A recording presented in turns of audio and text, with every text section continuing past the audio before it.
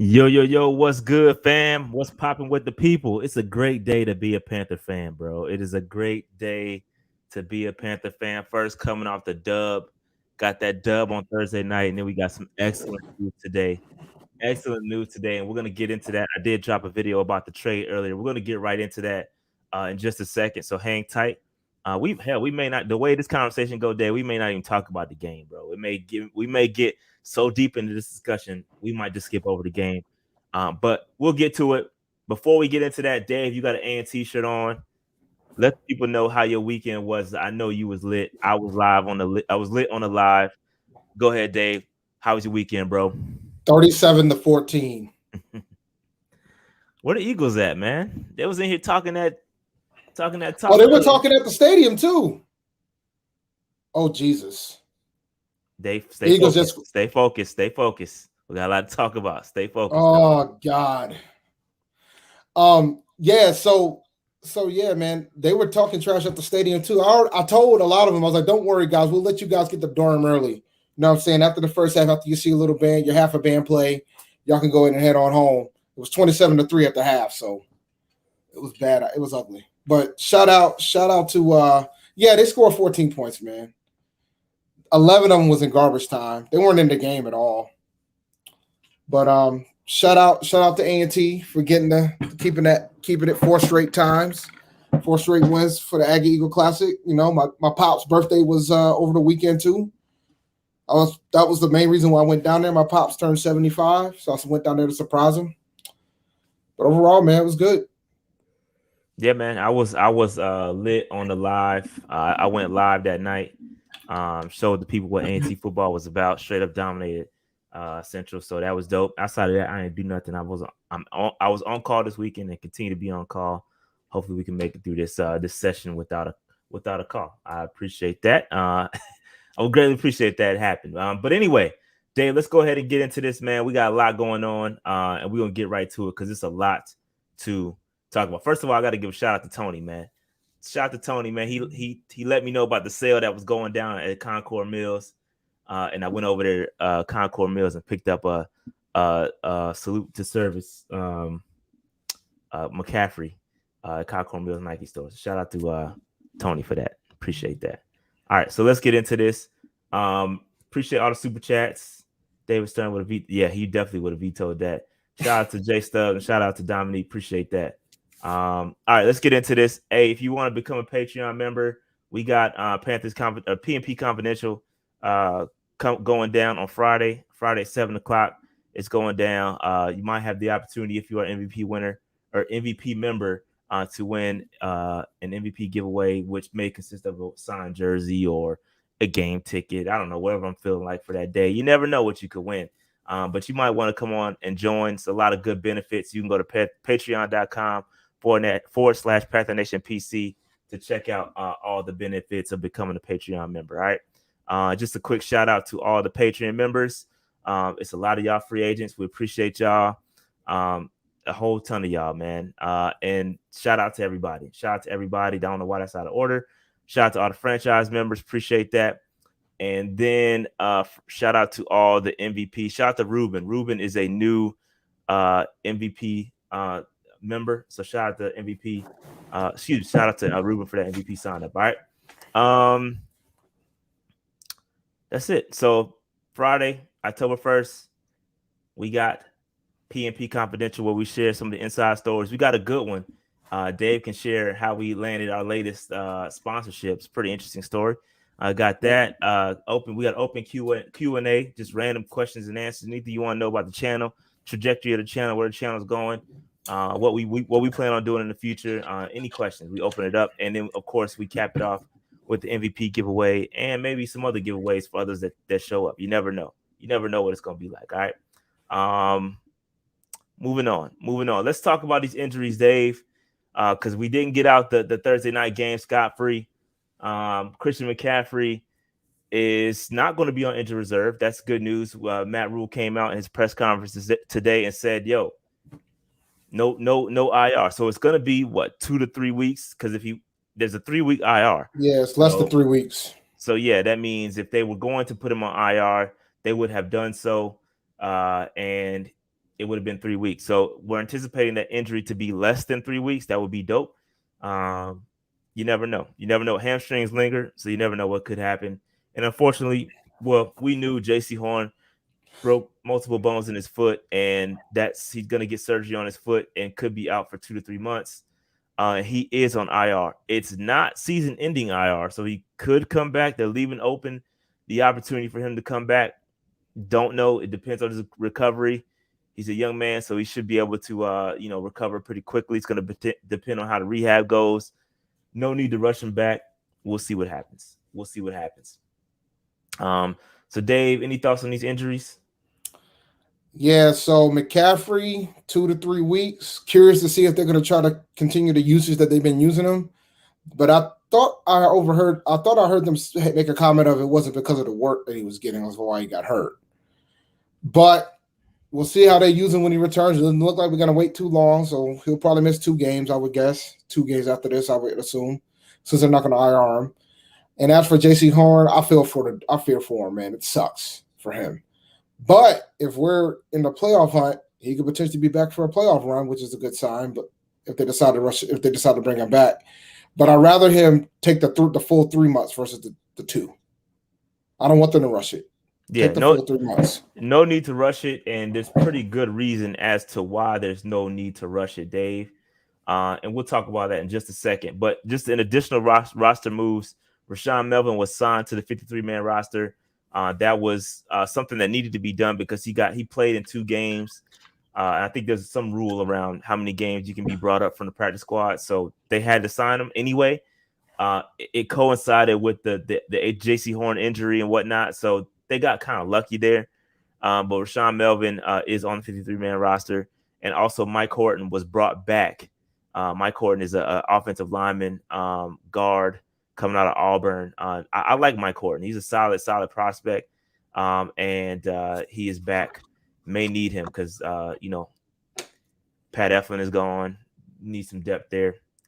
Maybe activate Deontay Brown. That would be nice. You might want to. You think so? You think so? Offensive line is fine. We'll talk about that. We'll talk about that in a little bit. No, it's a good segue for this. All right, so let's get it. Let's talk about this, man. So we made a blockbuster trade. Scott Fitterer is on his thug thizzle right now, okay?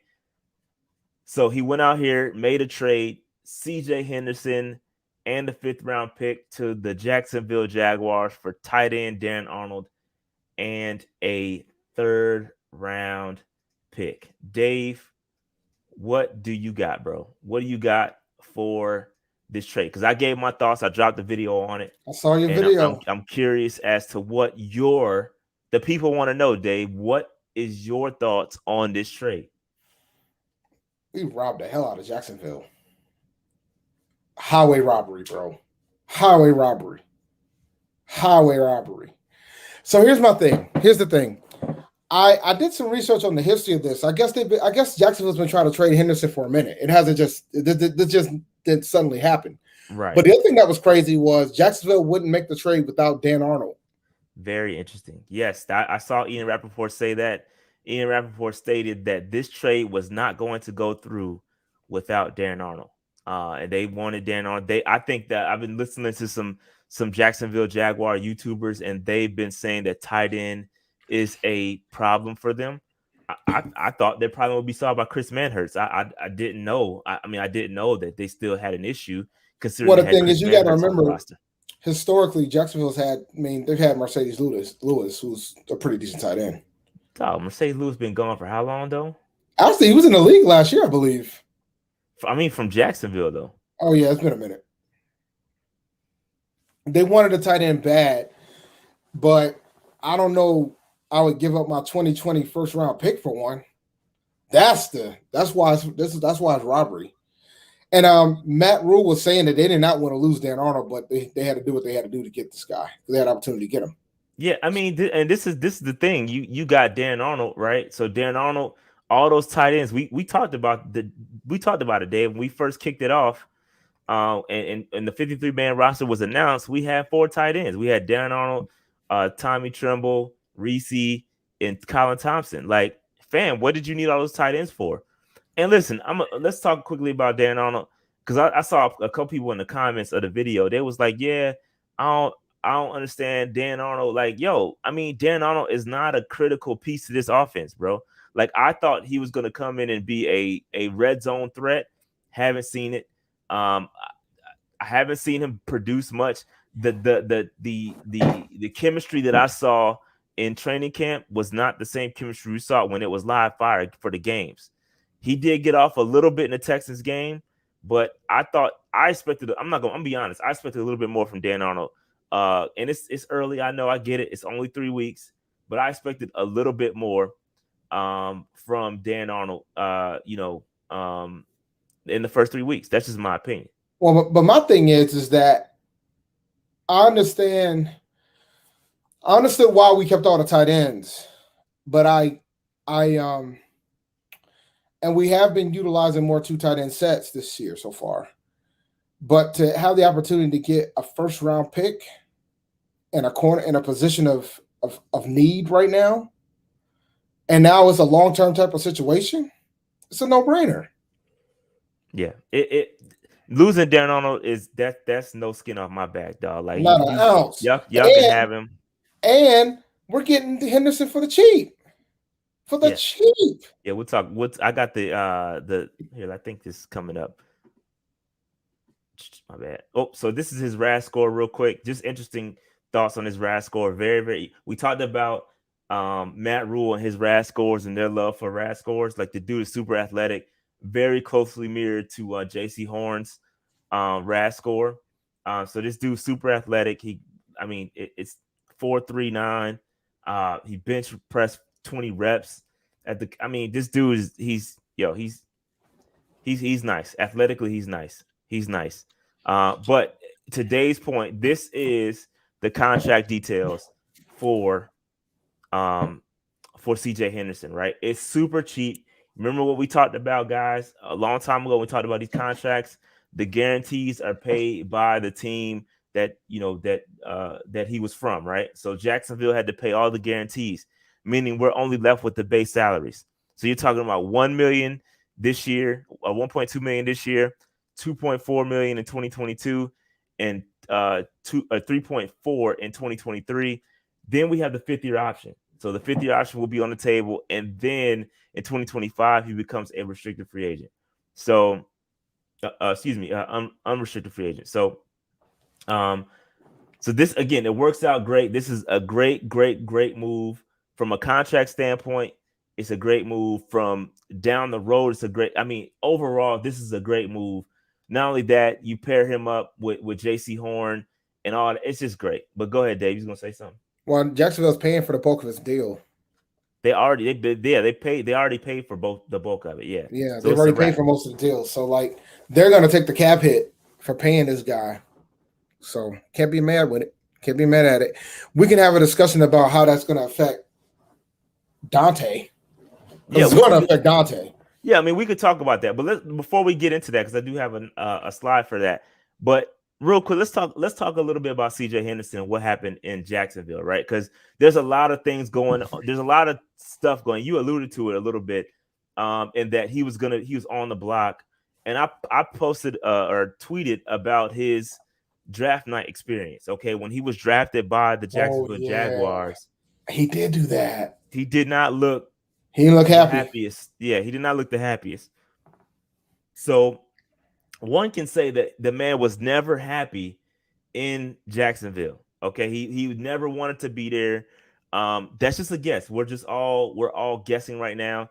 Dude never wanted to be there. The body language was off. I even heard that there were some folks that they had some body language experts that assessed his reaction to being drafted by the Jacksonville Jaguars. And one can say that it was likely doomed from the start with Jacksonville. He did not want to be there, just based off of his reaction. And then look at all the other. Look at Jalen Ramsey, right? Jalen Ramsey went through the same thing. Like, maybe he knew that he was going to go through the same situation as Jalen Ramsey with the Jacksonville Jaguars. So he was like, "Yo, fam, I'm good. I don't want to be here." And so maybe that has a lot to do with it. The dude also has some other things where he had a late night Twitter rant from McDonald's early in training camp in 2020. He missed a few practice after that with the quote unquote illness. And then during the season, You want to be here. I'm just saying, during the season, he injured his shoulder in 2020. He played through the pain, landed on injured reserve in mid-November because of a strained groin, and then missed half the year. He had to get labrum surgery. But a lot of these things may equate to just not wanting to be there. I heard he was cleared to play, come back to play at one point. All rumors. He was cleared to play at one point, but he just wanted to stay on injured reserve. That's a rumor, by the way, nothing confirmed. But there's a lot going on. He tested positive for COVID when he reported for training camp this year. Had to sit out for 10 days, returned briefly before he missed the open scrimmage in front of the fans. And then Urban Meyer said his absence was due to personal reasons. And he said he didn't know whether the dude was going to be back. I mean, it's a lot. It's a lot, man. And you could say dude just didn't want to be there, or you could say there's a lot of things. There are a lot of things that could say. I just hope that this is a place where he can come and have a clean slate at the end of the day. And I think that's what Urban Meyer said. Urban Meyer said, quote unquote, we have to improve in a lot of areas on our team. It just seemed like it might be good fresh start for CJ. He said that Carolina was aggressive to make the deal. And he said, I love CJ, spend a lot of time with his parents. And I think it's going to be good for the both of us. And Urban, I agree with you too. So I hope that it is good for the both of us, and it works out for the both of us, that we get a good player. The dude is a very and all these things. We talked about all this other BS, but we didn't really talk about what he's capable of on the field. That's what's important, right? What can he do on the field? Rule says something to the effect of you have to be patient with your talent, or something to that effect. In the press conference, when they asked about why Jacksonville gave up so quickly, and he's like, I'm just talking about me. I'm not talking about nobody else, but you have to be patient with your talent. And so I thought that was even though he said he was talking about him, that was a straight at Urban. Yeah, it was. But if he didn't want to be there, bro, he didn't want to be there. But I think that's going to be an NFLPA type of thing. I think that's going to be something they're probably going to look at in the offseason. Luckily, there is no David Stern to pull trades back. Because believe you me, if there's no way in hell this trade goes through. Because we kind of robbed them for this guy. Yeah. And listen, I watched CJ Henderson in Florida. I like the guy. And he's got a lot of talent, man. He's got a lot of talent. And this is just for me, and it doesn't really matter what happens this year. I mean, he's gonna go out there. We don't even have a full assessment of the dude because he only played, I think, 8 games last year, and he played 2 games this year. There's not enough to say whether he is great or not great yet. We don't know, and so that's important for Panthers fans too, because we need to make sure we're patient too. We got to be patient with this guy. He's probably not going to be J.C. Horn coming out the rip, but he might be. We don't know. But he don't need to be. He doesn't need to be. Great point. And a lot of people got. And listen, we're not Jacksonville. Let's be clear. We're not Jacksonville. This defense that he's going to be playing with is far better than what he had in Jacksonville. And we got to stop looking at guys in isolation, right? I understand that cornerbacks need to have, especially man-to-man cornerbacks, they got to have talent. But when you look at this defense as a whole, bro, you don't got to be great at cornerback. You can be average to above average and have a great and be productive in this defense the way the front four are playing. And so this defense is, bro, if he turns out to be above average or even great, this defense is going to be a problem because we already saw what J.C. Horn can do. You add him with J.C. Horn, A.J. Bouye, potentially Dante Jackson. There's a lot going on, and this defense could be special moving forward, Dave. They're on pace. They're on pace to break the 2000 Ravens run defense record, even in a 17-game season. Did you know that? Yeah, no, I didn't know that. I know they're averaging. We'll talk about that a little bit later, but they're averaging under 45, 45 yards a game. Yeah, if they keep For that, rushing. I don't think it'll be hard to keep that pace. But if they do, the Ravens in 2000 gave up 970 yards rushing. So, I mean, you could do the math. At 50 yards a clip, that's going to be under 900 yards in a 17-game season. So, yeah, that'd be wild if they could pull that off. Yep. But yeah, so just a quick, we alluded to it. But here is the draft capital, because a lot of people are concerned about the draft capital too. We gave up a third, but this is the current draft capital that we have, right? We have a first round pick, a fourth round pick, fifth round pick, or 2 fifth-round picks, 1 6th-round pick, because one of those is going to go to the Bills. So we don't know whichever one is the highest is going to go to the Bills. And then we've got Miami 7th-round pick. And just look at all the stuff we traded away, right? We traded a second, our own second and fourth for Darnold. We traded away a third to Jacksonville for CJ, and then we traded a seventh to Las Vegas. That was included in the Denzel Perryman trade. So there's a lot going on with these trades. And again, that 6th-round pick, the high 6th-round pick, is going to go to the Bills for Daryl Johnson. So we got to relax with the panic about the draft picks, because we drafted 11 dudes last year. We drafted a lot of guys last year. We don't need a bunch of draft capital this year. And all of them is either on the team or on the practice squad. Yeah. And so we don't need a ton of picks. All these cats on the team is young. We got a good, solid, very, very solid core. We don't need a ton of draft picks. I'm just hoping we reserve that 1st-round draft pick for a left tackle. But I digress there. Give me a left tackle, please. But yeah, so give me that 1st-round draft pick and we're fine. Don't get rid of that. Everything else, I'm cool on. We'll move and groove as it goes. I'm sure we're not going to be stuck here. They're going to get some more picks. And I think we'll be fine moving forward. But don't panic over this. Don't panic over the amount of draft capital, because it's fluid and they'll move some guys around. But we'll see. We'll see what happens. All right. So that's the draft capital. But this right here, this is the defensive contractors, okay? Defensive contracts right now and their ages. This is crazy to me right now. Look at what's going on. Brian Burns, he becomes a free agent in 2025. Derek Brown, 2025 as well. Both of those guys have 5th-year options available to them. Daquan Jones, he's 30 years old. Got to figure out what we're going to do with him next year. That's important. Hassan Reddick, right? He's gonna require a huge bag, because he's probably going to lead the team in sacks. Probably going to have like 20 something sacks the way it's looking. He's on pace for 25 sacks.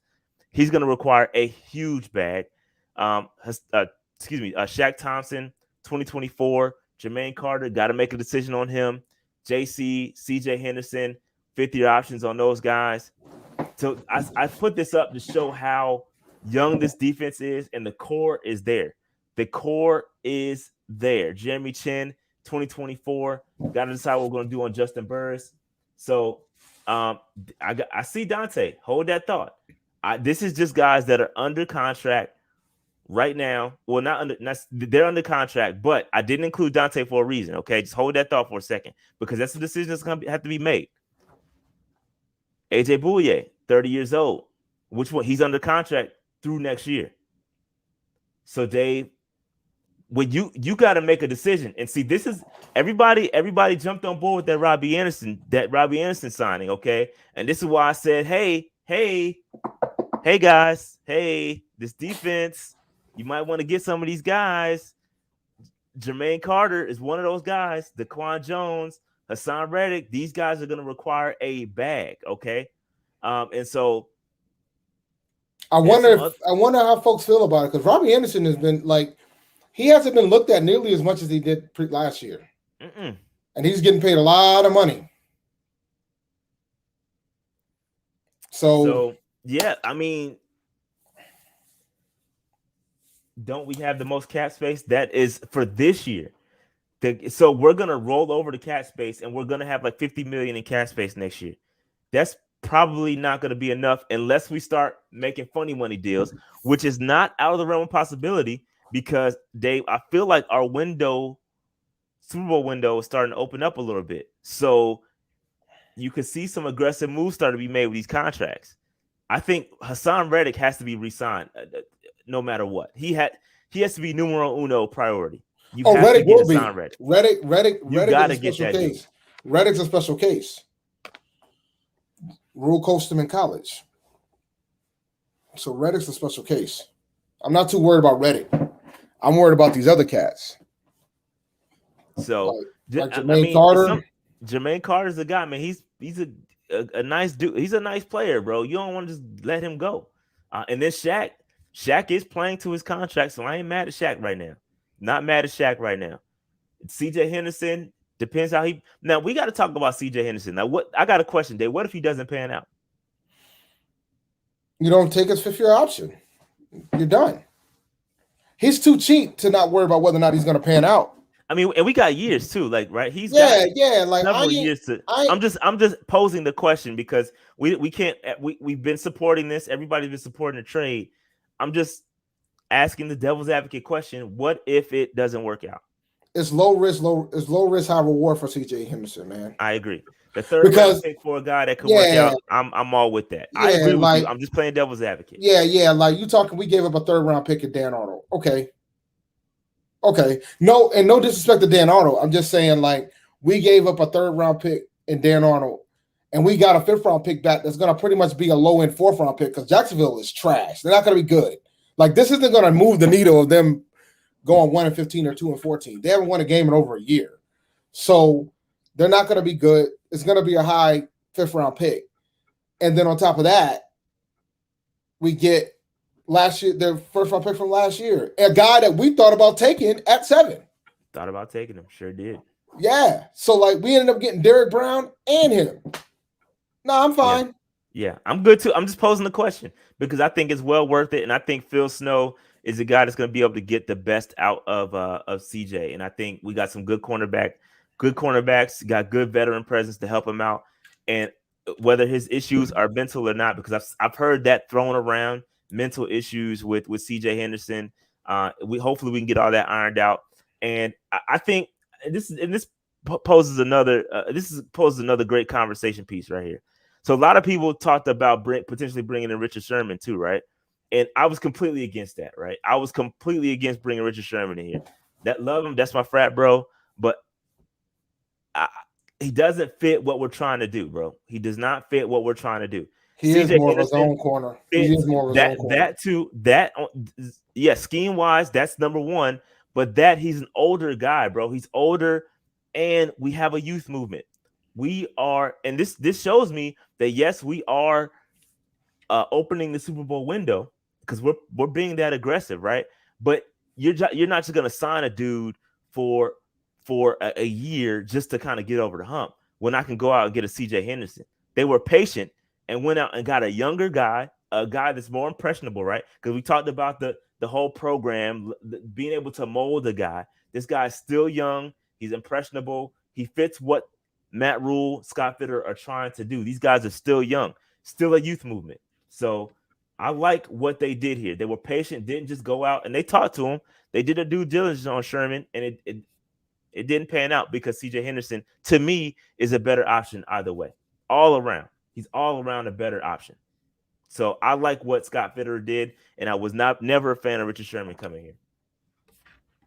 Any thoughts?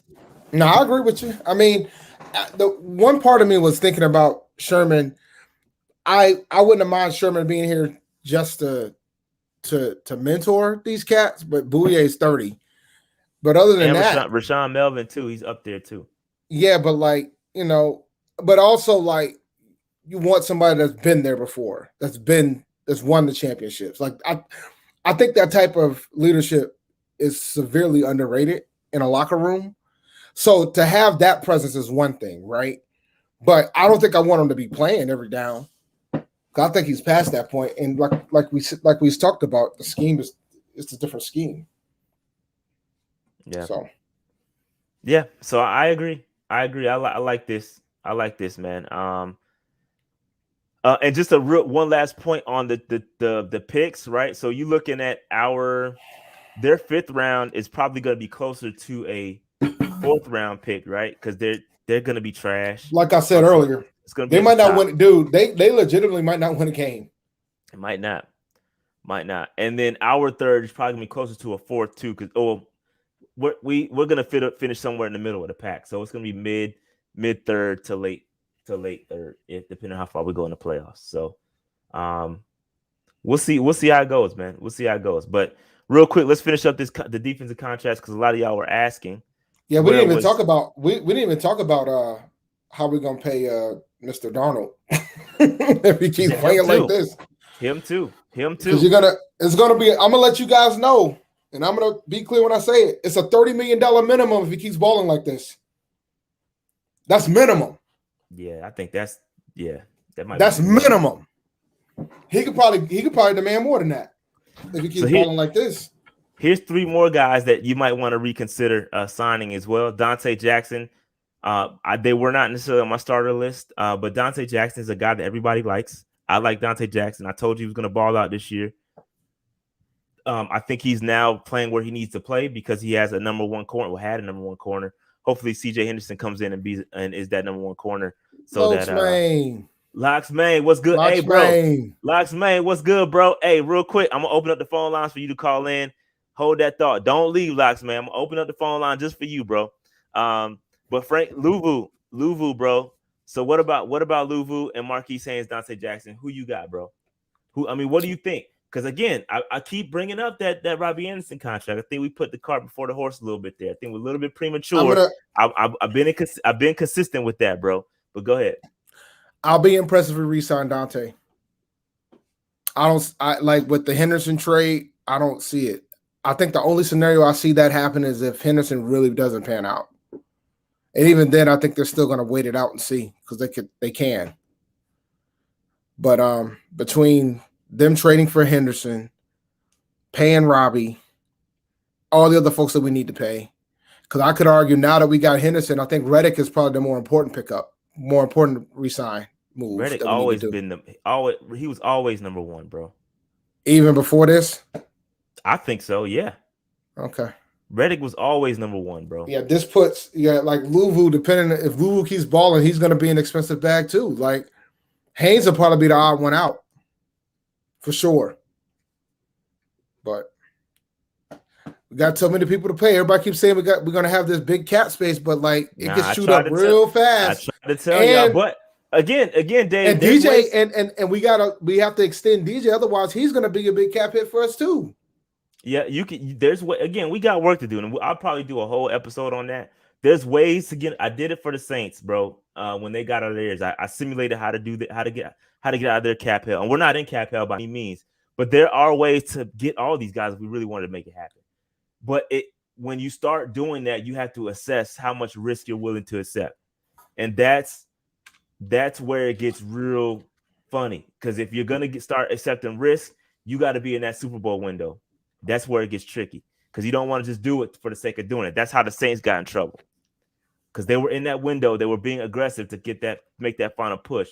We don't have to keep Dante. We don't have to keep Dante at all. I know y'all want to keep Dante, but we don't have to do anything because we don't have to keep Dante. Yeah. I don't know, man. I want to keep everybody, but unfortunately, that's why the cap is designed. You can't keep everybody. But again, it's possible. It is possible. If Fitterer plays his cards right, plays with the funny money, he can make it happen. And I think it all depends how successful this year. Like we go in, we make the playoffs this year. I think you will see a super aggressive Fitterer come the offseason. They're gonna get everybody back. I can go on record saying that they'll get everybody back if they can make a strong playoff push this year. And it's possible to make it work. All right. And this is a great point. Because we talked about Burris. If we don't want Burris and you want to get your top guys on the field, making Dante switch, that'd be great. Maybe that was the plan before AJ Bouye came back. Maybe that would have been the plan. I don't know. I don't know if that was going to be the plan or not. But if he moves, it gets interesting because then you take Burris off the field, and I don't know. It could get interesting, man. It could get interesting. Very, very interesting. All right. So Dave, let's go ahead and get into this game real quick. We gotta talk about it. But I'm gonna give you got any final thoughts on the trade before we move on, and we'll let the people call in a little bit later. Nah, I'm good on the trade. Y'all loved it. When I saw that ticker pop up, man, during my lunch break, I loved it, bro. I loved it. Yeah, loved it. All right, so we took out the Texans on Thursday night and improved to 3-0. Dave, a lot. We call this like how many? We said this was possible. We said we were going to go 3-0, and I'm surprised that a lot of people are surprised. I really am. Like, look, the national media is definitely surprised, and they're trying to downplay it.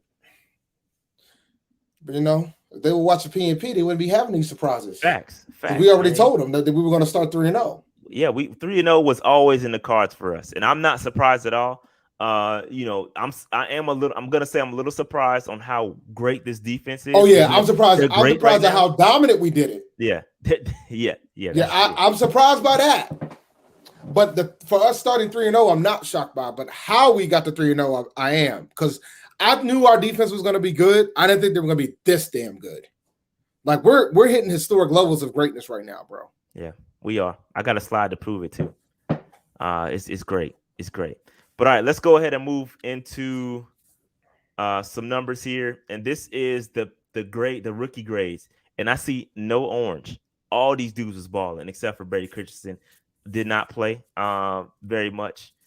And I'm a little surprised by that, considering Eflin went down. I thought we were going to see Brady Christensen. He did not play any real snaps. So I was surprised there. J.C. Horn was doing great before he went down. He had 1 target, no receptions allowed, 1 tackle. He was balling. Terrace Marshall had a great game, 5 targets, 4 receptions, 48 yards. Tommy Tremble, he had 1 rush for 7 yards, 1 reception for 30 yards, and the rushing touchdown. Had a great game. Shout out to Tommy Tremble. That's what we wanted to see out of Tommy Tremble. He got his hands. He's improving with his hands. And that was great to see. I think his performance is why they were fine with letting Darnold go. Bingo. Yep, that performance right there, I think, helped ease the pain of potentially or letting go of Dan Arnold. So Tommy is a guy, and that's why I love it. I love letting your rookies get in the play, getting that valid, good experience. Get them out there and let them play, bro. Let them play. You can't replace experience. The reps in practice ain't it. You gotta let them go out there and get these live reps. Let Tommy Tremble, and there was no huge gap between Tommy Tremble and Darren Arnold. I didn't see it anyway. Based on what I saw, there was no huge gap. So let Tommy Tremble get out there, get his reps. Maybe he's gonna drop a couple passes, but that's okay. He needs that experience. It is what it is. And then next up, we had Chuba Hubbard, 11 carries, 52 rushing yards, 3 receptions, 5 targets, 27 receiving yards. Solid day, man. Solid day for Chuba Hubbard. He's going to get the bulk of the carries moving forward, the bulk of the receptions moving forward. I feel like he is going to – I'm not no fantasy genius, but I kind of am. But I feel like Chuba Hubbard should be the guy that you want on your fantasy squad instead of Royce Freeman. I think Royce Freeman is going to get that's a fact. I feel like Royce Freeman is going to get some carries. Now, the only concern I have for Chuba is if his pass protection isn't there. If his pass protection starts to fall off, he could have some issues. Royce had issues too, but keep that in mind. He did. But Royce is trying to learn the system. Like I feel like he can pick the system up. He's a vet. Like he knows. Yeah, but the thing is, if McCaffrey's only going to be gone 2 weeks, then it'll probably be the Chuba show during that time period. I think. Yep. So yeah, shout out to Chuba Hubbard, had a great game. Davion Nixon played 7 snaps. He had a tackle, super efficient. And Keith Taylor had 3 defensive snaps. He was also performed very well in the 3 snaps that he did play in. So shout out to all our rookies. They all had great games, all the ones that played. We should see Shi Smith coming back real soon. We probably should see him next week. Deontay Brown, I would love to see him get some goal line some goal line snaps, move some bodies. I would love to see him out there, bro. Love to see him out there. I'm not sure what's taking so long to get him out there, but I would love to see him out there, bro. Love to see him out there. Any thoughts on these rookies, Dave? They had a great Thursday. They did. Indeed, they did. That's my guys, man. Moving on. Interesting stats. Red zone efficiency was okay, above 50%, which is great. We'll take that. Third down efficiency was down in this game, not quite as good. Obviously, Christian McCaffrey goes down, you're going to start having some issues, and we need to fix those. Pass completions, solid there, 67%. That's about on average what we've been doing. The penalties, we can blame the refs on some of those. I think some of those penalties were BS. And for 8 penalties, 64 yards is a lot. The rushing numbers, 33 rushes for 117 yards, averaging 3.5 yards a carry, better than what it was last week. I'd like to see us in the fours, but that's probably not going to happen with our offensive line.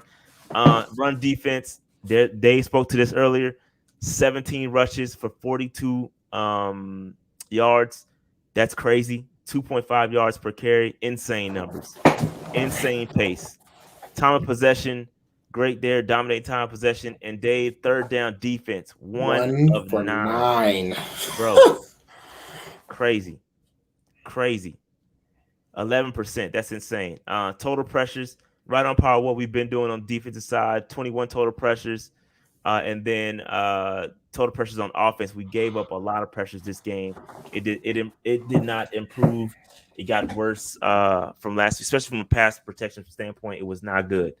So offensive line has to do better. We are going to talk about them moving forward. But yeah. So any thoughts on these, Dave? Interesting stats. I want to tell you did you know, this is an interesting stat for you about the Texans. Did you know that Davis Mills in week 3 was the highest rated rookie? I saw that. I wouldn't have known had I not saw it already. Yeah, I know. I'm letting everybody else know. Yeah, but Justin Fields his offensive line did not do him any favors. And maybe there's a reason. Maybe there's a reason why they didn't want to play him unless they absolutely had to. True. That's true. Dog. Yeah, his O line didn't do him any bro. Favors. Yeah, he got destroyed, bro. What else? Then Trevor Lawrence, then Zach Wilson has been. And I put out a tweet about this too. But it's hilarious because you might have been going to this. It's all about the talent around you, and we know that the Texans are playing their guys hard. They're playing hard for Coach Cully. You know, the boys play hard. There's 33 free agents. They're all trying to play for a contract. That's down to Houston. And we did. Dave, remember we did the quarterback exercise about where quarterbacks are drafted. Yeah. And typically the guys drafted in the top 10 go to bad teams and they get put in this situation and they can never recover.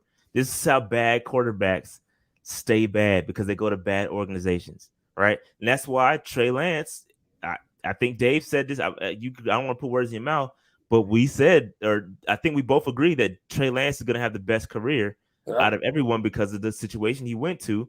He's going to have success quicker, and he's going to have likely the best career because of what's around him. Not about individual talent. Individual talent is nothing when it comes. It doesn't matter how good you are individually or what college you came from or what you did in college. When you get drafted to these teams and they suck, you suck with them. That's how it goes. So it is what it is. You can be the most talented player you can be the most talented quarterback on the planet, but if you ain't got no offensive line or no receivers or run the game, it ain't gonna matter. Or if your defense is trash, it ain't gonna matter.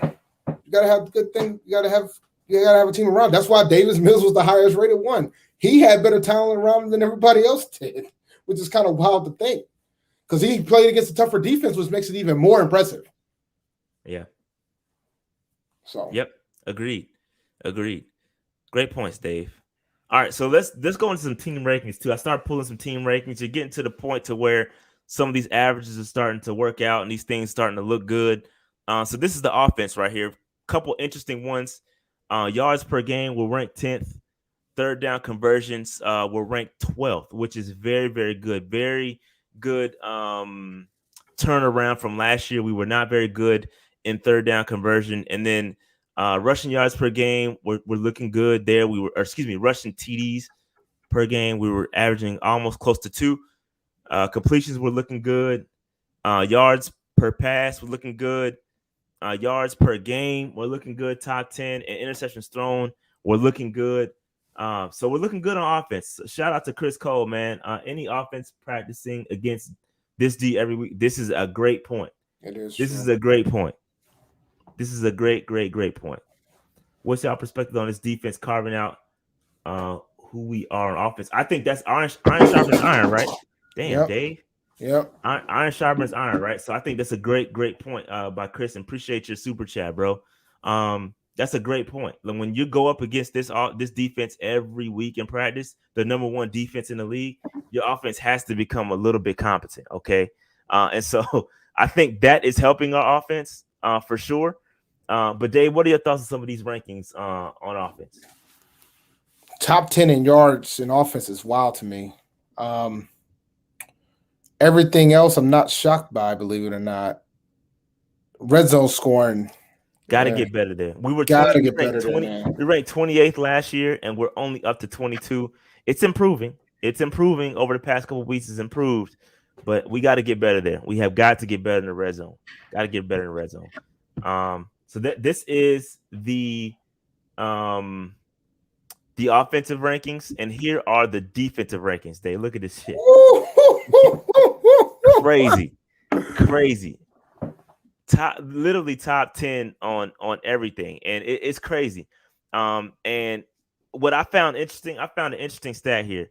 So opposing red zone scoring TDs. I know what that was from. We're ranked 30th, right? But we've only allowed 3 red zone appearances, and they scored on all 3 red zone appearances. So I'll take this any day based on the context around that stat. There only been 3 red zone appearances, period, in entire season. They scored on all 3. I'll take that every day of the week. I'd like to see the red zone percentage versus their total the total possessions. I'd like to see that because I think that's what will help the context on that stat. Also, what we're seeing here, the opposing pass play percentage. So we're forcing teams to pass 66% of their snaps, which is crazy because teams are not running against us like that. They can't because they're playing from behind. And so that's why you're seeing the rushing yards per game. That's what we rank first there. Opposing rushing TDs per game, that's where we're top there. So all these rushing stats, they're only rushing 33% of the time because they're playing from behind a lot. And so this is crazy, bro. This is crazy right here. So Dave, any thoughts on this? This is crazy. Top 10 pretty much on everything. This defense big time, man. This defense is ready.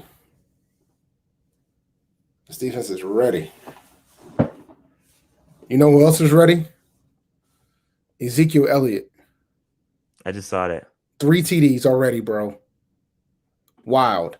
But this like our defense is pretty much playoff Super Bowl ready.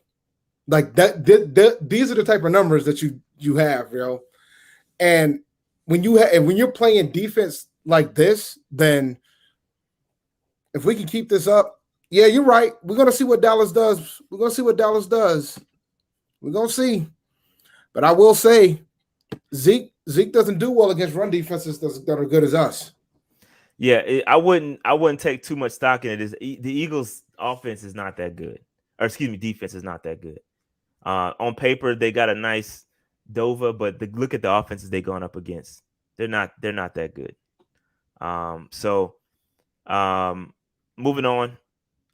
Dave, you want to hit us with a little bit of Manscape? I think I can do that for the people.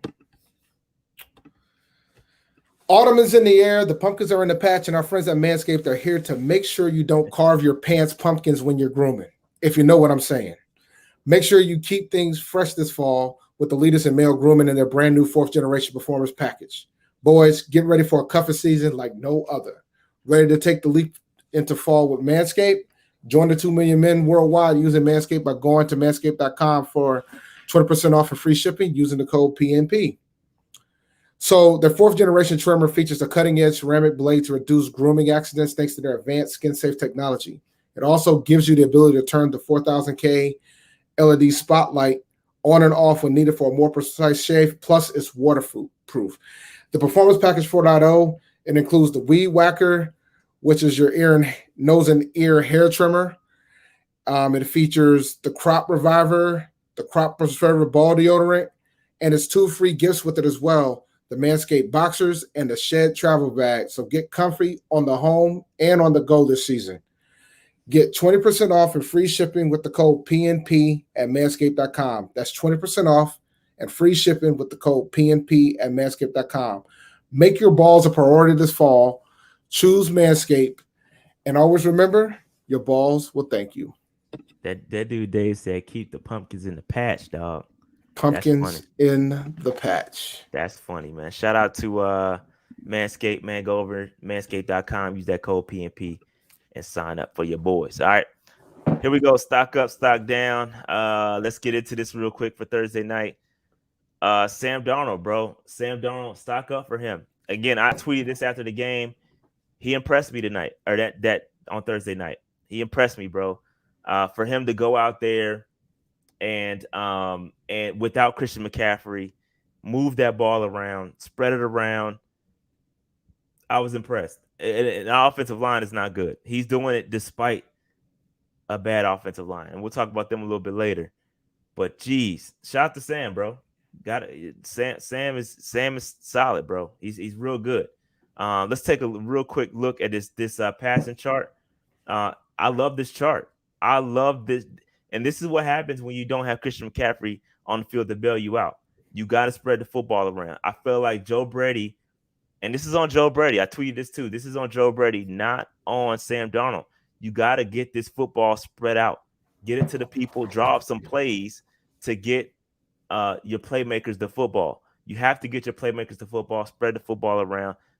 Christian McCaffrey is a great safety valve to have, but that it forces you to kind of just take it when it's there and not push the ball around. So I love what Sam Darnold did in this game. Dave, any thoughts on this chart? He threw it a little bit more deep this go around too, which is a good thing as well. Yeah, not too much 20 plus.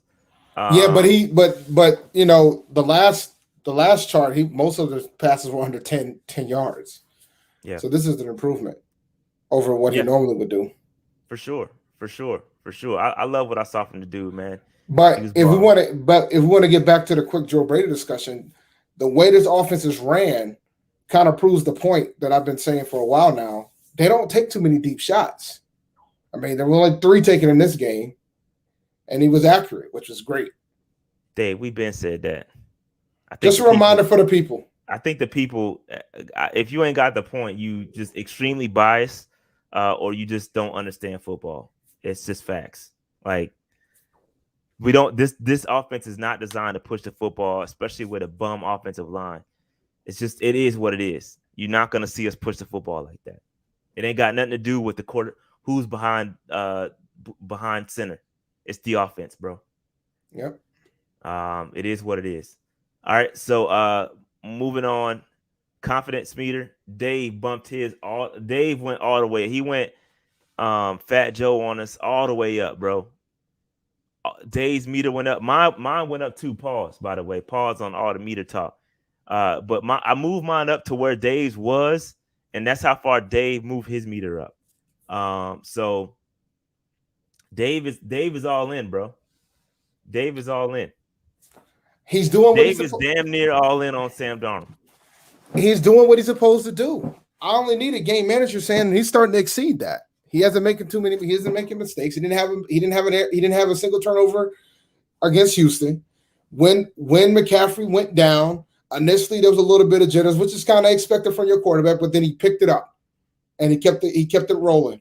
Because at that point, Houston probably had some level of hope that they could potentially do something, and they couldn't. So shout out to Sam, man. Sam's doing what he's supposed to do. Yeah, man. Shout out to Sam Darnold, man. He's having a great season so far. I'm still on the fence. I'm still waiting to see when he is going to, have to come from behind, play from behind a little bit. I need to see that before I go out the window. I need to see us in some more challenging games. Go ahead, Dave. Fun fact. Sam Darnold has not walked on the field with us being behind yet. Either it's been tied or we've had the lead. Facts. So we still haven't seen Sam try what Sam does when he's behind. Yeah, I'm concerned, Dave. And I'm gonna be clear. This is the peak until I see that. Well, we capping, Dave, because I said I wasn't moving mine until I saw something. I said about 8 games, so that was all cap. I moved mine up. You're a certifiably cap. I never said that. I did say it. I'm capping, Dave, because I was impressed. I did not anticipate Christian McCaffrey going down, and with Christian McCaffrey going down, the man completely turned up, and he spread the ball around. I like what I saw. He was even under duress, he was still able to get the football out. He looked cool, calm, and collected. I just need to see the man decision making from when he's playing from behind, because I feel like he presses. You still see it every now and then. He presses, like in the Saints game where he threw that interception. That he was pressing. He didn't have to do that, and so I want to see what it's like when he's under duress, under pressure, when the ball, in order for us to come back, the ball is in his hands, what he's going to do with it. So I'm not moving it anymore until I see that. It's going to stay here until, like you said, until I see him, what he does when he's actually behind. And I'm enjoying not being behind, but if there's a game that is going to happen, it's going to be against Dallas, I would think. But who knows? And I think the only way we might see it is if Dallas gets the ball first and they just so happen to score on the first drive. Because if that doesn't happen, we might not see it with Dallas either. That hasn't happened yet either, Dave. We haven't allowed a score in the first quarter. Yep. So, but that might be the only way, because we tend to start pretty hot offensively, and then we kind of let the foot off in the gas in the second half. So the only opportunity for us to see it is if a team scores on their first drive, they get the ball first, they score on the first drive. Otherwise, it might be ugly. Because if we get the lead and the defense gets to pin their ears back early, they definitely will. Yeah. We'll see. We'll see where it goes from here, man. But shout out to Sam. He's having a great start, man. Great start. He's looking good statistically, too. Let me pull up his total stats real quick. Sorry, I wasn't prepared. No worries, man. I wanted to see what he was on pace for. Yeah, he is probably on pace for like 5,000 yards receiving. Passing. He's on pace for 4,736 yards passing, and 16 touchdowns. We expect the touchdowns to come up. But 4,736 yards, that's what he's projected for right now. So that's insane. Insane right now. He's having a great season. Right now, he has 888 yards passing, 3 touchdowns, 1 interception, completing 68% of his passes. So solid, man. I'm not mad at that at all. I'm happy. I'm happy with Sam so far. Dave, stock down, and please, Robbie, please don't send your guys at me, bro. Don't do it. Don't send the shooters at me, bro. But the man cashed in, and we ain't seen nothing. We ain't seen nothing, Dave. I don't know what's going on. He ain't getting targeted. Yeah, because he missed. I think Sam did miss him a couple of times. Rashad take cover. Yeah, I know, right? But man, listen, I feel like what's going on, man? Who was to blame here? I don't think it's Robbie's fault he's stocked down. I'm not. That's not the point. But the fact is, once you get paid, you got to produce. No, I think I'm going to tell you what the problem is, right? So last year Robbie wasn't just a go guy. He's more of a go guy this year. Robbie, because when we drafted Robbie's doing what DJ was doing last year. And you got Terrence and DJ doing all the other stuff. So Robbie ain't getting that love anymore. Yep. So right now, Robbie Anderson is projected to have 549 yards receiving. That's coming down from 1,000 last year. And listen, that's what he got paid. He got paid. This is why you don't pay people at the peak. He got paid for the 1,000-yard peak production, and down from here. 549 yards is projection. Right now, he has 5 receptions on 11 targets for 103 yards. That is his stat line right now. I'm gonna give you guys a teaser. I don't think you can drop Robbie Anderson unless you absolutely need to, but I wouldn't be starting him. Not in fantasy. He's too boom or bust at this point. Yeah. But yeah, man, I just think, I like to see a little bit more from Robbie, man. What happened to all the deep balls we were supposed to have? Pause. Like, well, we told y'all that wasn't gonna happen. What's up with all the people that wanted? Oh, Robbie's got he's gonna get all the deep balls. Pause. But we'll see. We'll see. Any more thoughts on this day? Nah, man. But I don't know if this is Robbie's fault. Let's be clear. I didn't say it was his fault. I didn't say it was his fault at all. I'm just saying. Yeah, I'm just calling it like I see it, bro. See, this is why you're trying to avoid them shooters. What you're trying to do? That's exactly what I'm trying. I'm capping right now. It's definitely not Robbie's fault. But it isn't Robbie's fault. Because and OC's fault. Definitely not Robbie Anderson's fault. Nah, the scheme's the scheme, man. Same thing we said last season. The scheme is the scheme. He's definitely not getting 1K, bro. That's not happening. Nah. Nope. He's boom or bust. Some days he'll have like 100 yards receiving with like 3 catches. That's a Robbie day now. Yep. Or it ain't gonna be 5 catches for 70 yards and a touchdown. That's over. That's something Terrence or DJ will get. I think 750 is what he'll end up. I think that's closer to that than 1K. I think it'd be closer to that than 1K. Yeah. But even that, I could see it being lower than that. Dave, don't do it. You might get yourself targeted, B. So if he gets 50 yards a game, that's 850. Did he get 50 yards last week? No. Did he get 50 yards a week prior to that? No, he did week 1 though. Yeah. So with 1 catch. I don't know how your averages work out, but it ain't looking good. Yeah, that don't seem very, very good at all. Yeah, but it ain't looking good. It is what it is, man. It is what it is. It is what it is. All right, moving on. We not tripping. Yo, we call it like we see it, bro. So then how come DJ Moore got the ball? Yeah, man. Y'all get so sensitive, bro. We call it like we see it, B. DJ Moore ball both games, but Robbie doesn't ball 2 games. We're like, oh, it's on 2 games in 5 days. So that means DJ Moore shouldn't have done nothing either. He balled. He was fine.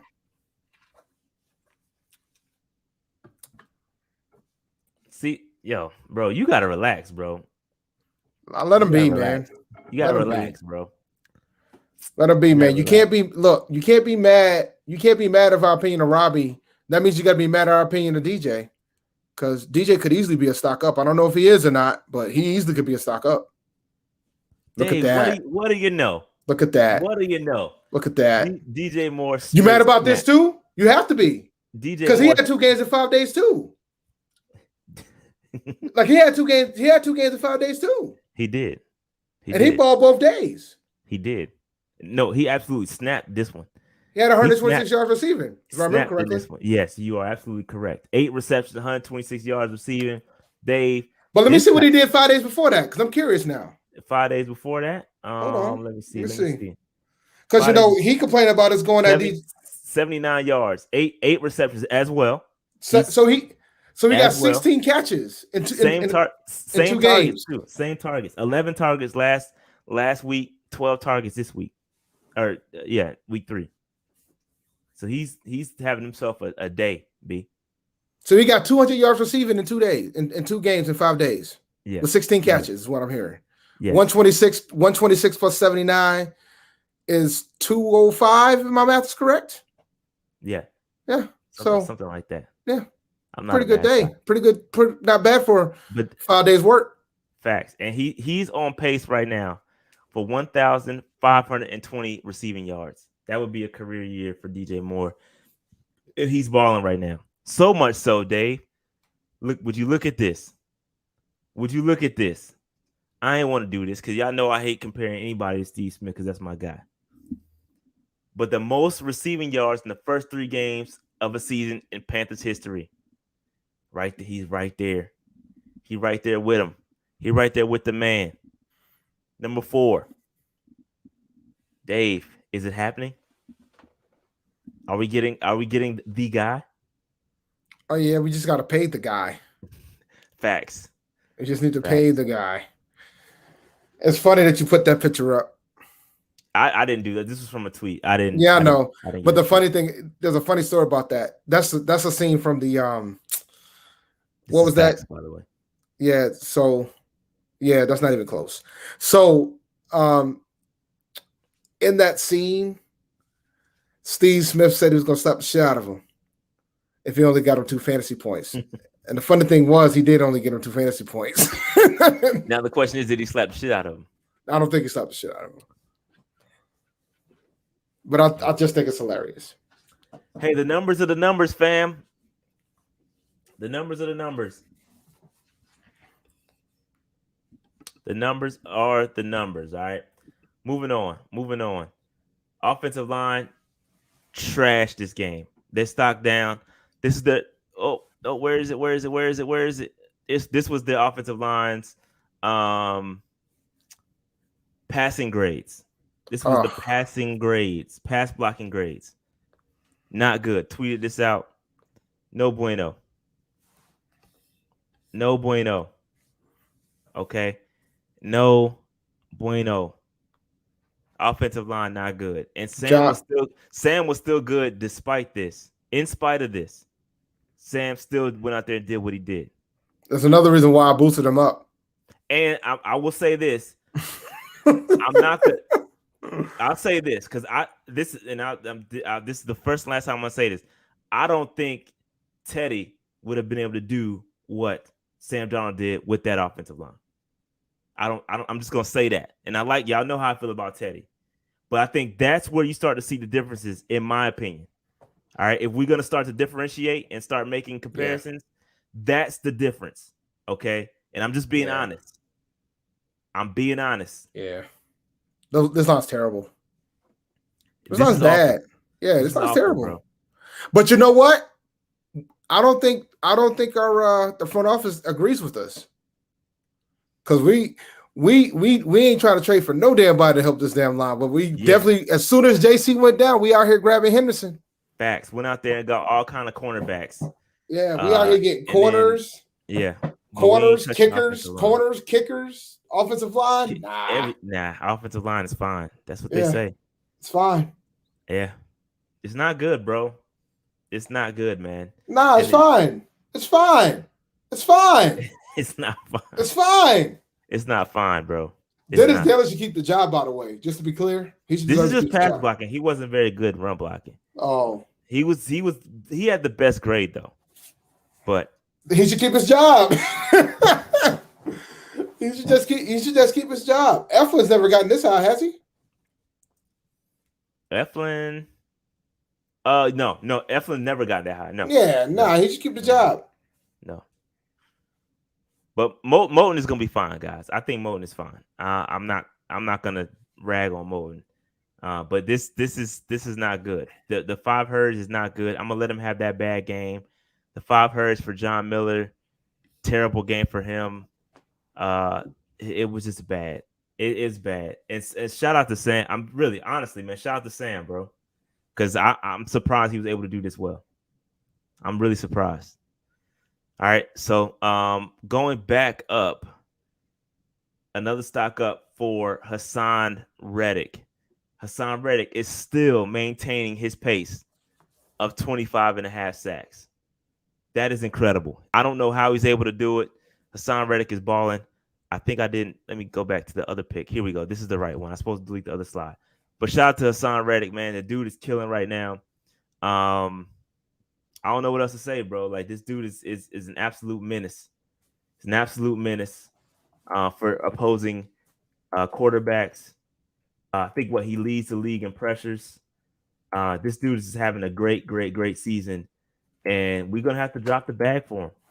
We're gonna have to drop the bag on Hassan, bro. I don't know what's gonna happen. I don't know if we're gonna do it or not. but the dude is having an excellent season. Dave, what's your thoughts on Hassan Reddick? He's balling, bro. I don't know how we're gonna pay him. We got to figure out how to pay this man. Figure it out. You got to figure it out, man. Pay this man. Gotta pay him. Yo, 25 sacks would break the record, wouldn't it? 25 and a half sacks is insane. That's what he's on pace for. It's incredible, bro. And he's hitting that 1.5 every game. Every game he's getting that 1.5. It's almost like he wants 1.5 every single game. And he's hitting that number. Ugh. Sack party, man. It's unbelievable, man.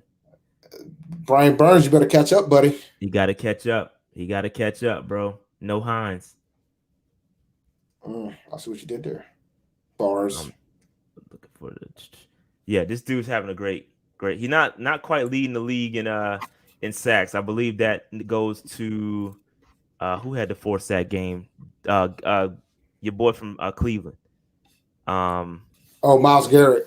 Yeah, he leads the league in sacks right now. He had 4 sacks on poor little Justin Fields, and I believe Chandler Jones is second, and Hassan Reddick is third in the league in sacks, which is crazy.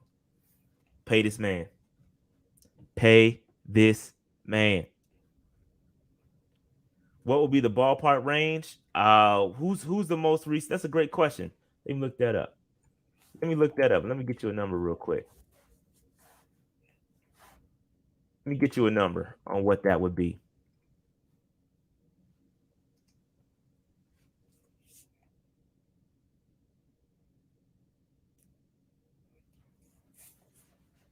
So I don't know what that number is going to be. They don't have the projected number up in Spot Track. Let me check the position. Let me see. Free agents. It's gonna be up in the. It's gonna be up in the high teens, bro. You probably talking about. Let me see. Let me pull this up. Edge. You probably talking about like 15 to 16. He might give us a damn team friendly deal and go 13, but it's gonna be double digits. I'll probably say 15, bro. Dave, what would you think if we had to pay $15 million per year to Hassan Reddick? We ain't paying Dante. I can tell you that now. We got to pay him $15 million. Dante's good as gone. Yeah. So, yeah, we got to pay $15 million. Dante's out of here. That's unfortunate, but those are the breaks. It's a lot of money, bro. Let me just see who got paid. I'm trying to find who got paid most recently and what the numbers were.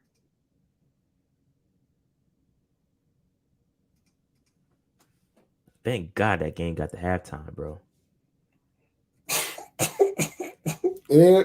Oh, it's already at half. Oh, they're taking a knee now. I'm behind. I'm not watching. I'm watching Gamecast. Yeah, so Jesus. Yeah, TJ Watt did get 28. That's God. Bro, yeah, it might be in the 20s, bro. Based on what TJ got paid. If he gets 25 and a half sacks, yeah. Yo, fam, I ain't even checked the market value, bro. That shit crazy. Sheesh. Yeah, we ain't gonna be able to, dude. We can't afford all these folks. It goes back to signing it. Like folks was happy about the Robbie. Some folks were happy about the Robbie signing, but not realizing what the effects are of that. Yeah. You know. Yeah, might. You're putting a lot of other contracts at risk. I'm gonna be hurt if he walked too, because I think he's a key part in this defense. So you got to pay him. It's a blank check. He might give us a bit of a discount and maybe sign for like 18, but I think it's gonna be closer to 20, bro. Based on what I just saw. Well, sheesh. Robbie might get traded. Man, you shouldn't have signed him. I think we should have waited, if anything. But yeah. I think Robbie was putting on the pressure. I think he was putting the pressure. You know, absolutely he was. The absences and all that stuff, and the you know, the personal personal days, all that stuff. He wanted the damn extension. But But shout out to the refs, man. These refs get stocked down. I think the refs have been bad, even across the league, man. I've seen some very, very bad PI calls. It's just been the refs have been bad across the NFL, bro. Across the NFL, the refs have been awful. In this particular game, there were some bad calls. But Dave, what's your thought? You been watching some of these games? Yeah, did you hear about the what happened? You heard about what happened to Justin Tucker, right? Oh, about how they didn't call the flag. They didn't call delay game. Delay game, yeah. Yeah, I saw it. I was watching it live, and the clock got to 0. I was waiting for the flag too. But yeah, that's crazy, man. Yo, Detroit was not happy about that one. But yeah, man, the refs have been terrible. You know. Yeah, I don't know what's up with the refs. Did they get a pay cut or something? They pay the refs, bro. Well, the thing is, I don't know. I thought they changed it so they actually like. At one point, they didn't learn everything until like they got closer to the games starting, and I thought they did a new agreement, so they had to spend more time to go over everything. But I could be wrong. But yeah, they've been terrible. They've been terrible across the league. Yeah, man. So anyway, they get stocked down this game. And last but not least, Frankie Louvu has to get stocked up for me. You want to know why, Dave? Dave, this man he only played in 13 snaps, bro, and had a sack. He was super efficient. One of the highest graded guys. And I'm telling y'all, man, this kid can play. He can play, bro. And I'm concerned. Again, there's a lot of guys. Marquise Haynes. Let me ask you this, Dave. Who you going to pay, Marquise Haynes or Frankie Louvu, if you had a choice? Louvu. Damn, Dave, you need to think about it. Louvu. You need to take a second to process what I was going to ask. No, I knew the answer. I'm paying Louvu. Yeah, Frankie Louvu was the highest graded defensive player. 13 snaps total. They played 6 run defense snaps and 6 pass defense snaps and 1 in coverage. Okay, and he had a total of 3 pressures, 1 sack, 1 hit, 1 hurry. Crazy. Can't beat that, bro. You can't beat that kind of efficiency, bro. That's super efficient. So you extrapolate that out. If he doubled his snap count, he would have had two sacks. If you let him, it's just crazy, man. Yeah, like he plays. He could play the same position as Jermaine too, right?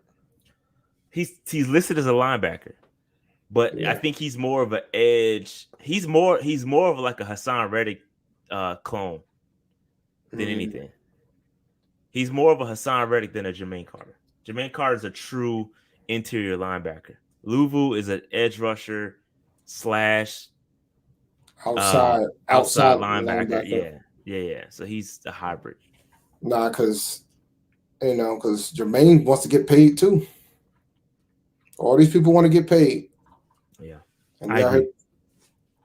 But I agree, bro. I agree, man. But it's interesting. I like Louvu a lot. One of my favorite players, man. I think I like his story. I dug into his story a little bit. I tried to get an interview with him, man. I've been trying. I tried before we went before the season got going, and I couldn't get a hold of him. But I want to interview this cat. He's got a very, very interesting story. Moving on. Dave, here is the sack counter. 4.5 for Hassan. He's getting the ribbon right now. The ribbon has not switched yet. The ribbon has stayed on Hassan Reddick, and it has not moved. It has not moved over to Brian Burns yet. And what's crazy? Every one of Brian Burns' sacks, he's come untouched. Pause. He has had clear shots to the quarterback. Just putting it out there. Don't understand, bro. I don't know what's going on. Brian Burns is my guy. But you got to get it going on this golf cart, bro. You're going to be paying for this golf cart, B. Come on, Brian. Let's get it going, man. It's for the team, for the culture. We love this competition. It's dope. Brian's he'll catch up. I have faith in Burns. Hassan can't keep this pace to 25.5, can he? No, yeah, I thought he couldn't do it after the first week. It'll be interesting, man. I'm looking forward to seeing how it happens this week against Dallas because they're going to be out of one of their best linemen too. Yeah, Lyle Collins is out, right? 5 games. You heard what happened with that? Trying to bribe the doctors. Oh my God, bro! Saw that. Hilarious. We'll talk about that. We'll talk about that with the homie Mr. Rome tomorrow. Tomorrow. Yeah. But yeah, man, it's crazy what's going on there. All right, just great segue. Great segue. We're gonna talk about the Cowboys game this Sunday. We're gonna talk about it with Mr. Rome from Cowboys Fan Talk. I tried to get my boy Jay Tuck on. He's at the game right now, at the Cowboys Eagles game, and he's gonna be flying back tomorrow during the time we will be recording this. So tomorrow we're gonna go live with my boy Mr. Rome from Cowboys Fan Talk. Cool cat. And we're gonna break it down, bro. They look like as of right now, they look like they're gonna be coming off a victory against their division rival. And they're riding high right now. If it holds, they'll be on a 2-game winning streak. Got to win against the Eagles and the Chargers. And they look good.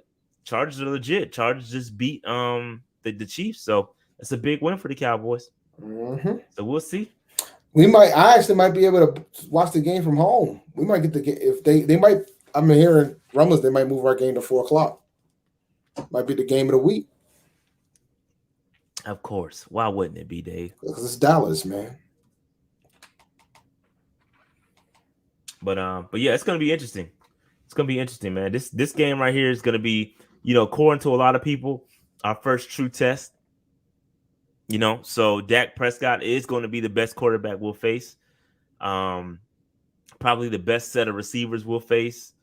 So we faced so far. So this is gonna be a good test for our defense. Is our defense legit going up against Zeke? Can we hold Zeke to 45 yards rushing on the average? So maybe not. I don't know. This is gonna be a good game. Good game.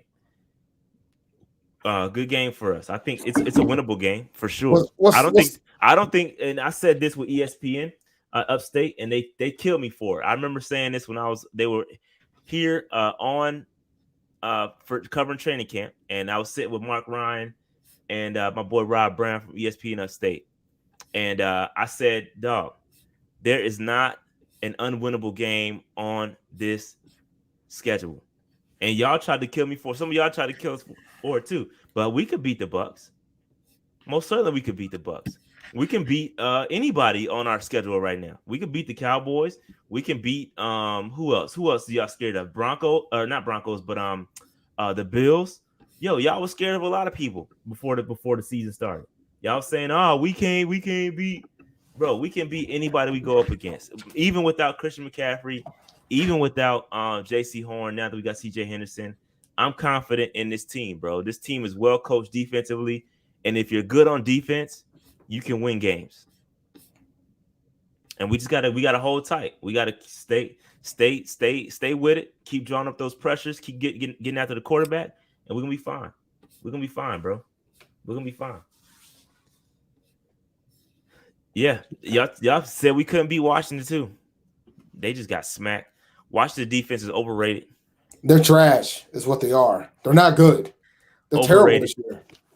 Terrible. Overrated. And now that they need a quarterback bad now because their defense is gonna be trash. They can't sustain. They were terrible, bro. I watched some of that game. They're terrible.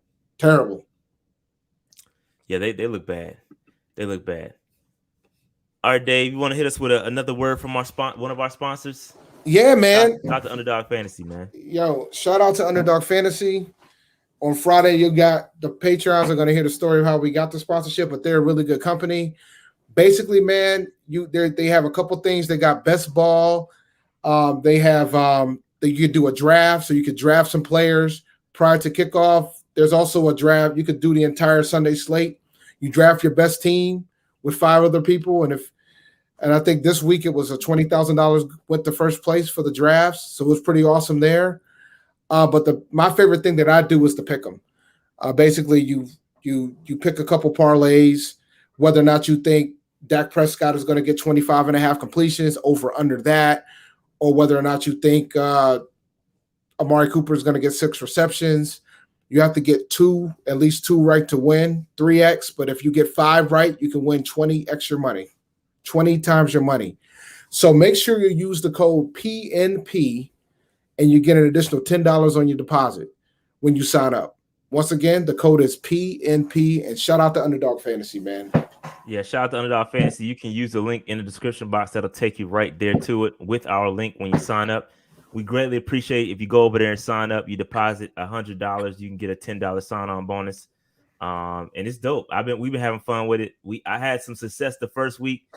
This week was a little rough for your boy, but I lost money that I had won from the previous week, so I was playing with house money. Yeah, I'm playing with house money fun. still. It's fun though. It is fun. It's really fun. It is fun, man. Y'all want to know the bet? Y'all want to know the bet I lost?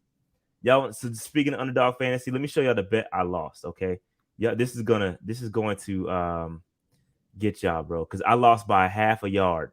I could have 10x'd my money, bro, but I lost by ½ a yard. Let me Yeah, I was on the other way on that one, so I ended up winning. I ended up breaking even on Sunday until the Sunday night game. All right, so here's the bet I lost, and I lost by ½ a yard for Underdog Fantasy. This was a pick. I picked 4 guys, so whatever I deposit, I was gonna 10x my money, and I missed it by ½ a yard. So I picked Kyler Murray to go over 326 yards, which he did against Jacksonville.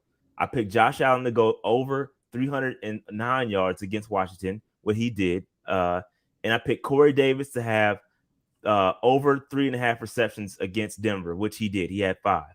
Joe Mixon, I picked the under to go for him to go under 93.5 yards. And how many yards did he have? He had 94 yards. So I missed a 10x bet by ½ a yard, bro. I was pissed. And I put this bet in before I knew TJ Watt was out. The code is PNP, so you can sign up, use the code PNP. We greatly appreciate all the signups. Just to be completely transparent, for every sign up, we do get a kickback. So we do love that. We love all the support. It don't cost you nothing to go over there, click that link, sign up, and get going. It's fun. Yeah, it is fun. I missed the 10x on that. Yo, I was about to 10x. I hit a 20x 2 weeks ago. I hit it twice, so it was pretty good, man. Like I got a couple in tonight, but it's not looking. I got one that might hit, but we'll see. Yeah, man. So shout out. Here's the undefeated teams left. They got Broncos, Raiders, Panthers, Cardinals, and the Rams, all undefeated right now. And what's the stat, Dave? They say you go 3-0. 75% of the teams make it. There's a 25% that don't. Hopefully we don't end up on the wrong side of the stick here. Bring that back up. So that means theoretically one of these teams ain't gonna make it. One of these teams is not gonna, based on the numbers. One of these teams ain't gonna make it. That's 80%. That's 80%, but one of these teams ain't gonna make it. Stop the count, Dave. Which one you think is gonna be, man? Let's go ahead and talk about it. Not gonna make the playoffs. Yeah. One of these 5 teams ain't. If I had to choose, I'd say the Broncos. I know you're not going to say it because you got all your cards in on Teddy. So I said the Broncos were making the playoffs. Like I said, all these teams are making the playoffs, but 1. Well, 2, because I didn't have Carolina in the playoffs prior to the season either. I didn't have the Raiders or the Panthers in the playoffs, so I'm gonna pick the Raiders. The Raiders ain't making the playoffs, bro. The Raiders ain't making the playoffs. It's kind of wild to think that the Chiefs are last place in the division. The Raiders are undefeated right now, though, bro. So what? Don't do them like that, dog. You're saying the Chiefs ain't gonna make the playoffs? Chiefs will make the playoffs, but I'm saying the Broncos won't make the playoffs. Out of that, no, the Broncos will make the playoffs. No. All right. So 75%. Again, like Dave said, one of us ain't gonna make it. It's to strive to see who. Maybe all 5 will make it up the percentage, but if you go off the 75% each year, one of them ain't gonna make it. And Dave, stop the count. Stop the count. We got to stop the count. Stop the count, Dave. Stop the count, man. Stop the count. Undefeated. Gotta love it. Now, granted, we've only played one team in the conference so far. Yeah, it's got to be some context, bro. Like y'all would be remiss if y'all didn't admit our schedule hasn't been like we caught some breaks. Okay, we got the Jets. We supposed to win that game, and we supposed to beat Houston, and we caught the Saints was the best one we had. Yeah, and we caught them. You know, I'm not. No. I'm not doing that. I'm not doing that. We beat them. I don't give a damn. I don't give a damn if we caught them in the middle of a hurricane. I don't care about the Rona. We beat them. We did beat them. That's a fact. That's a fact. I don't care. Everybody's dealing with COVID. Everybody. But they had not the coaches. They had players out, bro. They had a lot of defensive players out. They didn't have Marshawn Lattimore. They didn't have a lot of guys. So it's just it is what it is. I'm happy that we're 3-0. I'm not trying to take away from that, but we would be super fanboys if we didn't admit that it wasn't what it was. You know what I'm saying? So man. Dallas is messing my whole shit up. My overs are all in jeopardy right now. I see what's going on. Dog. Hey, but real quick, let's get into these calls, man. Oh, real quick, man. We got to celebrate 12,000 day. We did hit 12,000 subscribers. That's super dope. Everybody came through after I posted that CJ Henderson video. Appreciate all y'all, man. We're still growing. The goal is I'd like to get to 20K by the end of the year. But based on our current growth, we got a long way to go. So 20K by the end of the year still to go. I'm still rolling with it. And let's see what happens. Man. 20K is dope though. Appreciate y'all support. This has been fun. Absolutely. All right. Let's see here. Hey, Locks Main, call in, bro. I need Locks Main to call in. I'm holding the line for my boy Locks Main right now. Locks Main, you gotta call in, fam. We need to know what the hell you've been up to. We didn't know what you've been up to. If you ain't Locks Main, I gotta hang up on you. The phone line is open for Locks Main right now. Come through, dog. We need to hear from Locks Main because we need to catch up. There's been a lot of things that's been happening since the last time we saw you, bro. The last time we heard from you. We got to have some discussion. Now, I can't talk to him. This sucks. He was in here, bro. I was trying to get in here quick as I could, but I need Locks Main to call in, bro. But it's all right. We just might have to do a Locks Main segment or something. We have to figure that out. He got to call in, bro. I'm gonna give him about 5-6 more minutes.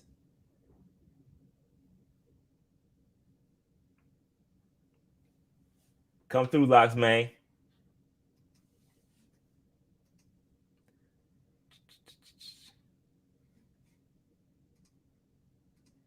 The phone lines are open. Yeah, this game's about to get out of hand, bro. No, it needs to stop. No, it needs to stop getting out of hand. Stop the count. Stop the count. Oh.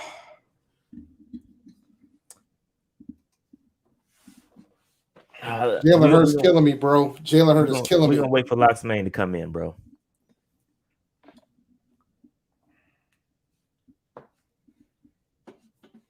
Let me make sure I hear it when they come on.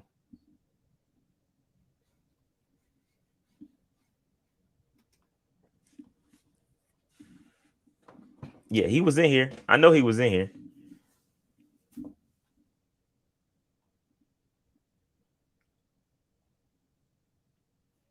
Well, we're gonna give him a couple more minutes. If anybody else want to call in, y'all welcome to call in. But if Locks Main come in, I gotta call in. I gotta hang up on him.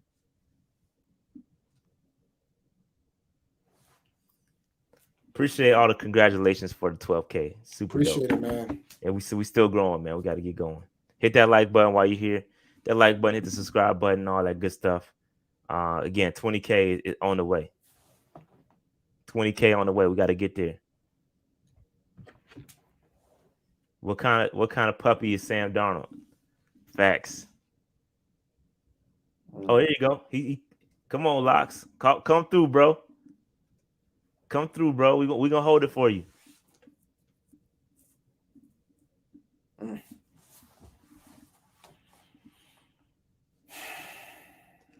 Yeah, so I do have money on this game right now, and they need to calm the hell down. Is what they need to do.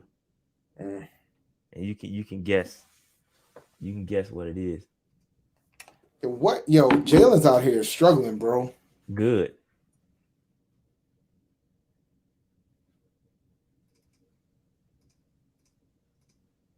What do you think he was? You thought he was answering? The dude's been playing pretty well the first two games. Ain't thrown a pick. He's already thrown two today, including the pick six.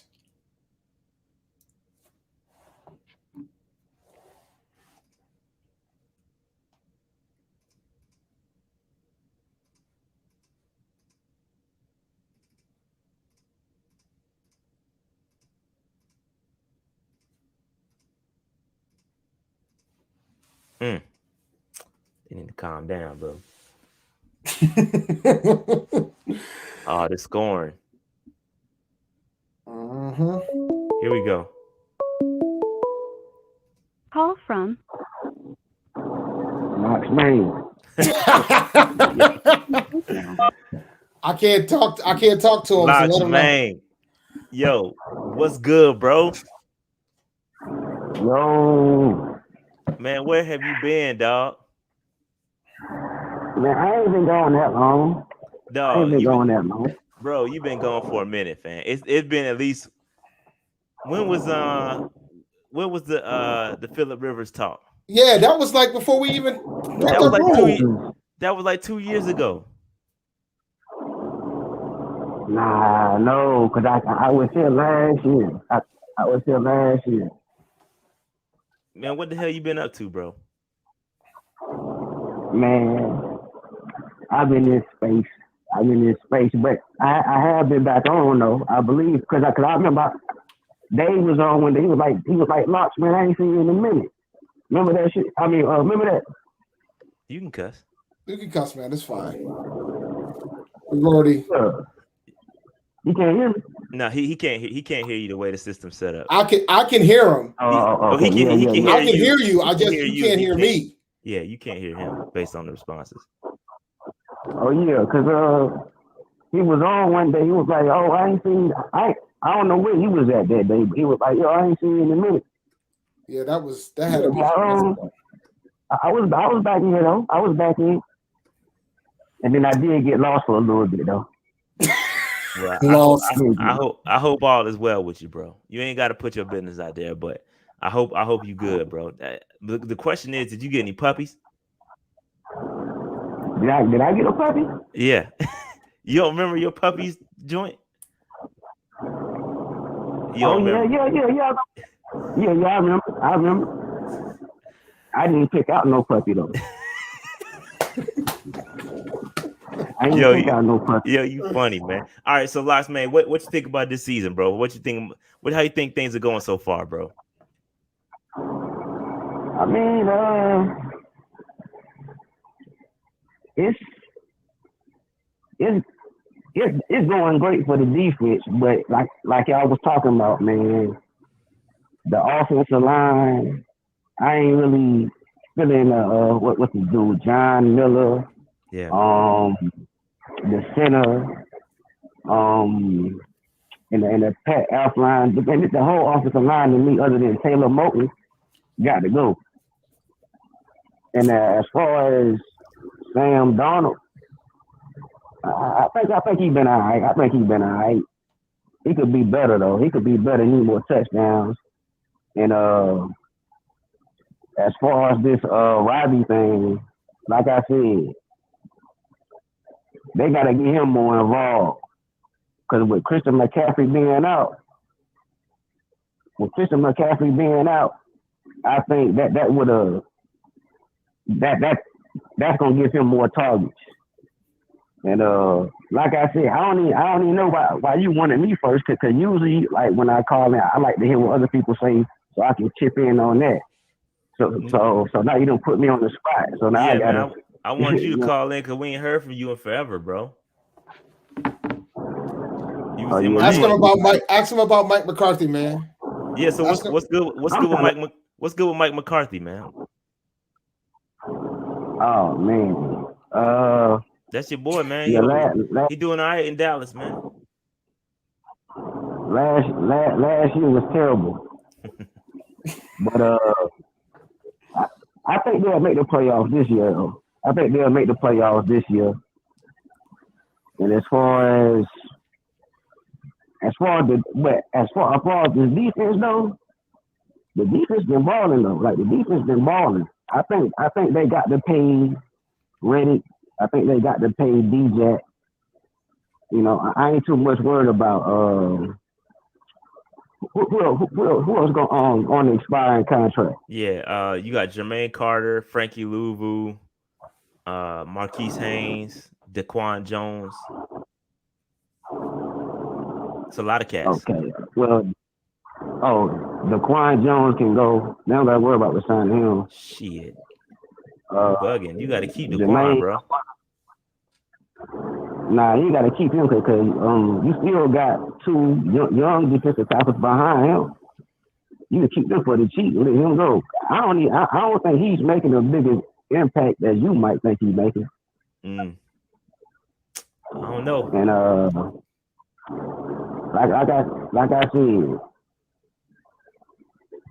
if it was me in the off season, this is what I'm doing. I'm putting Reddick, I'm putting DJ as the two priorities, and I'm letting everybody else just kind of not let them go, but kind of put them on the back end and let them test the market. And if they can get more, then boom, they can leave. But you got to keep Reddick and you got to keep Jackson. Because I'm not on this Henderson boat yet. Everybody say, oh, we got the steal. I mean, he's talented, but, yeah, you know, he got all the physical traits, but he ain't shown that yet. So I'm not about to let DJ walk for a guy that ain't shown that yet. And for one, this organization ain't signed a top cornerback in years. They let Josh Norman walk. They let James Bradbury walk. I think the last cornerback they resigned was probably Chris Gamble, and that was like what in 2005, 2000. A long time ago. Long time ago, yeah, man. Yeah. But like I said, you put me on the spot. Just now. It's all good, man. It's all good, man. It was good hearing from you, bro. I just want to hear from you, bro. That's all. Yeah. I gotta get back into my my rhythm. I gotta get back into my rhythm. I hope everything good, bro. Yeah. Everything all right. All right. We'll holler at you, bro. All right. Have a good one, man. All right. He's a believer in the defense, bro. Yeah, man. Phone lines are open if you want to call in for a couple minutes. We'll stay live for a couple more minutes and then we shut this thing down. Go ahead, Dave. He's a believer in the defense, and he's not a believer in Sam quite yet. Not quite yet. But it'll be interesting to see. All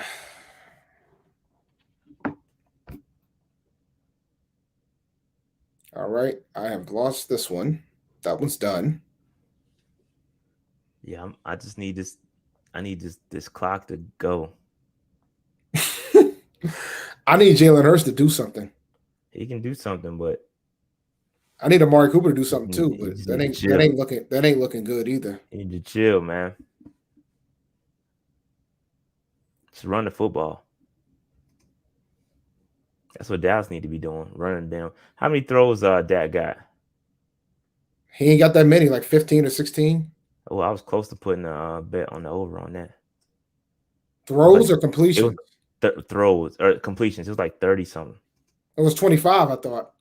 Oh, not on that app. Not on that app. Something else. It'd be nice if Philly came back, but then again, maybe not. No, it wouldn't. That would be awful. I already lost one under. The Eagles aren't good, bro. Like they're not. They got Jalen Hurts is not. I don't think he's it. They're not good. The offensive line is banged up, so we might catch them. They might be getting some guys back when we catch them, but I don't know. But they're not that good.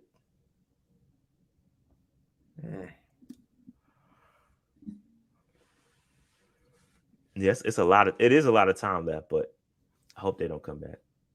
There is a lot. There's a bunch of time left. Yeah, a whole lot. I need Cedric Wilson to get 27 yards receiving. All right, Dave, we can shut this thing down, bro. Yeah, let's shut it down because I got to get to sleep. As much as I want to watch the rest of this game, I got to get to bed, man. I got to get up in the morning. I know Dave got to get out, but man, appreciate y'all support, man. 12K is dope. We're gonna keep growing, keep grinding. Let's get up to 15K and then 20K. I think 15K is probably a realistic goal for 2020, but we're gonna keep going and see if we can get to 20K, man. If you don't, you gotta shoot your shot. If we keep growing, we'll make it. But man, appreciate it. This has been fun. CJ Henderson, I think, is a good pickup. I think he'll fit right in with this defense, and I think we'll keep trucking along like we were without JC. But we'll see what happens, man. We'll see what happens. Make sure you hit that like button, hit the subscribe button, notification bell, comment, all that good stuff, and check us out. Underdog Fantasy. Use that code PNP. MyBookie. Go over, sign up at mybookie.ag. Use the code PNP. Get some bets in. And then go to manscape.com, use the code PNP, get 20% off plus free shipping, man. Support man. So use your winnings from Underdog Fantasy and MyBookie and go get you some Manscape. Facts. Triple parlay. Triple parlay. I call that a PNP parlay. It is a PNP parlay. PN parlay. I like that. All right, man. We getting out of here, bro. I'll do a 12K giveaway next time. I wasn't ready. I wasn't prepared. But all right, man, we're getting out of here. Like, subscribe. Peace out. Peace, guys.